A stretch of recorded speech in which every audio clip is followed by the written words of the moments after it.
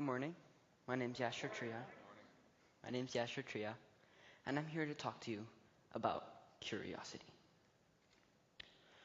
I want to start you off with a question. How many seconds are in a day? In our math class, our teacher asked us the same exact question, and I was shocked to find out what everyone around me was saying. I'll just Google it. Why is this an issue? Why is saying just Google it a problem that we as students face today? When people are asked a question, like how many seconds are in a day, they go through some form of mental procedure. First, they ask themselves how many hours are in a day. Then, how many minutes are in an hour. And finally, they think to themselves how many seconds are in a minute. Then to obtain the answer, they multiply these together. But what are they doing? They're asking questions. They're growing their mind. So I was intrigued.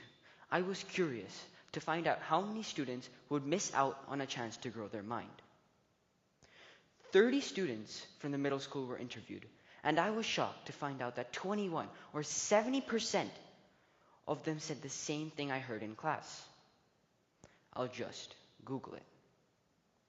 People are so used to instinctively going to their pockets every single time they need to know the answer to the question. What if this happens all the time in classrooms? And trust me, I know it does. Scenarios like this are always seen on students' devices when they need to find out the answer to a question.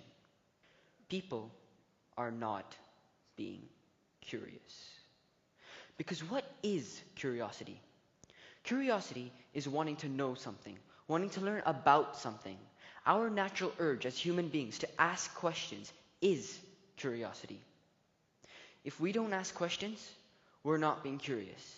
And curiosity is the springboard into a classroom full of learning, innovation, and creativity. Doesn't that sound wonderful? I want to take you to a classroom where this happens, where students' notebooks look like this, where students use their perseverance and inference skills to find the answer to questions themselves, where students just don't Google it. I don't know about others, but that is a classroom which I would be proud to work in.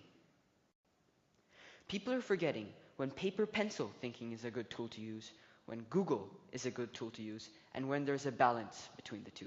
Because there is a balance. And many of you are wondering, how can he talk positively when he was just talking negatively about Google? But Google is a wonderful learning tool to use if you use it right.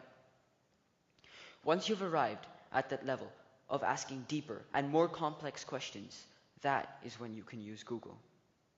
When you can obtain the answer through your own research, that is when you can use Google.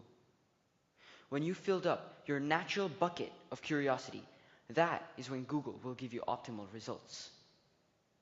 So next time you want to learn to solve a Rubik's Cube, don't Google it. Pick up a Rubik's Cube and start playing with it.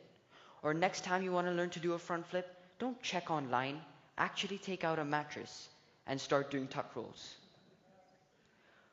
All I want you to take from today is don't forget the power of the human mind. Thank you.